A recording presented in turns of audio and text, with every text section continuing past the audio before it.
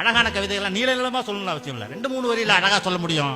அப்படி சொல்லக்கூடிய ஆற்றல் மிக்க கவிஞர்கள் எல்லாம் நம்மகிட்ட இருக்கிறாங்க. இப்போ சொல்றான், இது வலது கை, இடது கை, இந்த கை உயர்வான கை, இந்த கை தாழ்வான கை, இப்படி எல்லாம் சொல்லி நம்ம கடந்த காலங்களில் இருக்குது. நம்ம திருச்சியில சட்டக்கல்லூரி மாணவராக இருந்தார் சதீஷ் பிரபு. இப்போ அவர் வழக்கறிஞராக இருக்கார்.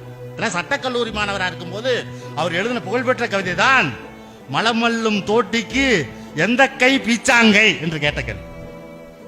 பீச்சாங்கை அப்படின்னு சொன்னா மலம் துடைக்கிற கை என்று சொன்னால், 2 கைகளாலும் மலமல்லுகிற தொழிலை செய்கிறானே அந்த விளிம்பு நிலை மனிதன், அந்த மலமல்லும் தோட்டிக்கு எந்த கை பீச்சாங்கை என்று கேட்ட அந்த கேள்வி ஒரு ஆழமான கேள்வி. அது ஒரு அபாரமான அரசியல் கவிதை இல்லையா? அரசியல் கவிதைங்கிறது பெரிய கற்பனை வளம் தேவையில்ல. யதார்த்தமாக வாழ்வை பார்த்து மக்களின் மீது இருக்கிற பிரியம், அநீதிகளின் மீது ஒரு கோபம் இது இருந்தால்